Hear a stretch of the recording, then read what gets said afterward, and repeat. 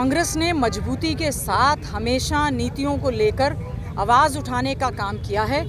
किसी भी सांसद का निलंबन जैसे ही कोई वेल में जाए, आज मैं बहुत सारे सांसदों को, बीजेपी के एक महिला सांसद को सुन रही थी कि 13 बार मैं खड़ी हुई, मैं अपनी आवाज़ सुनाना चाहती हूँ, मैं बोलना चाहती हूँ। आप जो व्यक्ति इतना सेंसिबल पार्लियामेंटेरियन रहा है, जो केवल अपनी सीट पर खड़ा हुआ, आपने उसकी आवाज़ को दबाते हुए बहुत सारे नाम लिए गए, विभिन्न राजनीतिक दलों के ऐसे सांसद जिन्होंने आवाज़ उठाने का प्रयास किया।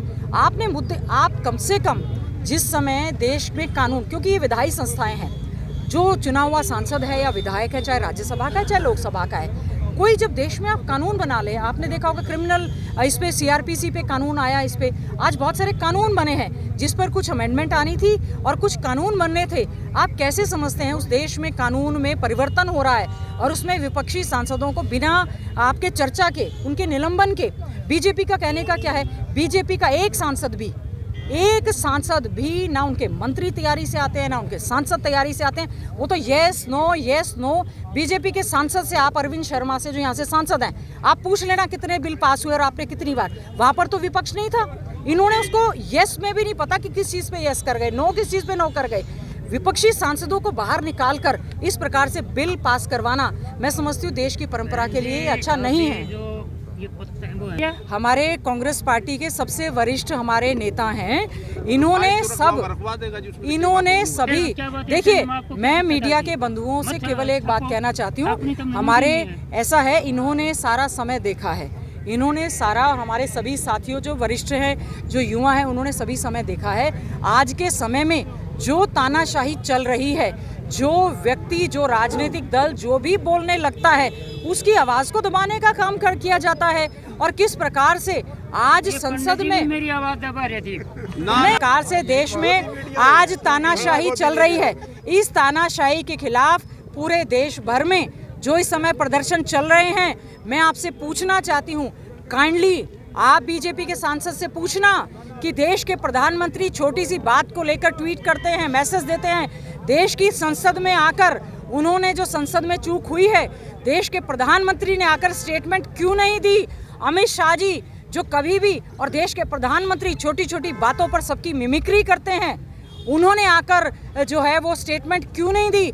होम मिनिस्टर ने स्टेटमेंट क्यों नहीं दी? आज आतंकी हमला हुआ, आपको पता है, हमारा देश जो है असुरक्षित महसूस कर रहा है।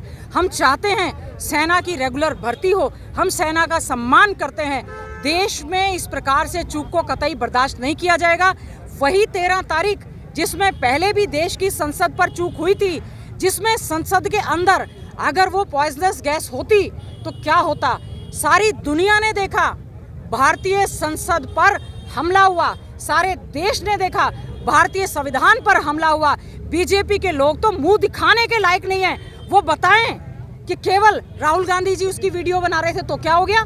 संसद के बाहर जब आपने निलंबन कर दिया, आप सांसदों को सुनने नहीं दे रहे, तो कोई कुछ भी बाहर कर रहा है। ये क्या विषय है कि सांसद भाई दीपेंद्र हुड्डा जी खड़े थे? क्या मुकाबला करेंगे दीपेंद्र हुड्डा जी का, जिन्होंने जवानों के साथ हमारे हुआ, उन्होंने धरना प्रदर्शन किया, किसानों के साथ, जो बैरिकेड, जो कीलें देश के बॉर्डर पर, चाइना बॉर्डर पर, पाकिस्तान बॉर्डर पर होनी चाहिए थी, किसान संगठनों के आगे उन्होंने कीलें, बैरिकेड लगाने का काम किया। जो बेटी बचाओ बेटी पढ़ाओ का कोरा नारा देते हैं, बहन बेटियां जब जंतर मंतर पर बालों से उनको खींचकर फेंका जा रहा था, उनके साथ यौन शोषण हो रहा था, कहाँ थे ये बीजेपी के लोग? तब सांसद भाई दीपेंद्र हुड्डा जी, राहुल गांधी जी, चौधरी भूपेंद्र सिंह हुड्डा जी खड़े हुए। आज भी जब कितना बड़ा विषय है, सभी राजनीतिक दलों को, कईयों को तो आपको पता भी नहीं वो संसद में थे कि नहीं थे, वो सीजन्ड पार्लियामेंटेरियंस हैं। क्या आप इसी प्रकार से आवाज उठाने वालों को ये क्या करेंगे? यहाँ पर भारत देश में जनता जनार्दन है, जनता भगवान का रूप है। जनता आज कह रही है ये तानाशाही रवैया नहीं चलेगा। बीजेपी सरकार तानाशाही नहीं चलेगी, तानाशाही नहीं चलेगी। लोकतंत्र बचाओ, देश बचाओ। डेमोक्रेसी की जिस प्रकार से हत्या हो रही है, ये नहीं होने देंगे। पूरे देश भर में सभी हमारे संगठन मिलकर लड़ाई लड़ेंगे। जनता आज समझ चुकी है कि किस प्रकार से देश में लोकतंत्र की हत्या की जा रही है। इसके खिलाफ मुखर होकर बोलेंगे। हो सकता है बीजेपी के लोगों पे आज लोकतंत्र नहीं है, उनको बोलने नहीं दिया जाता। हम कितने बीजेपी के सांसदों को, मंत्रियों को जानते हैं, कितने विधायकों को जानते हैं जो कि अपना दुखड़ा कह भी नहीं सकते। मैं मीडिया के साथियों का धन्यवाद करना चाहूंगी।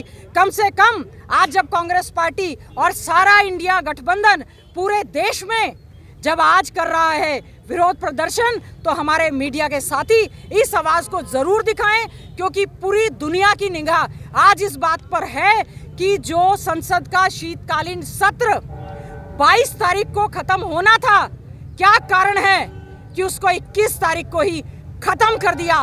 विपक्ष के पास बहुत मुद्दे थे, बिना चर्चा के उनको निलंबन कर दिया। आप सबका बहुत बहुत धन्यवाद।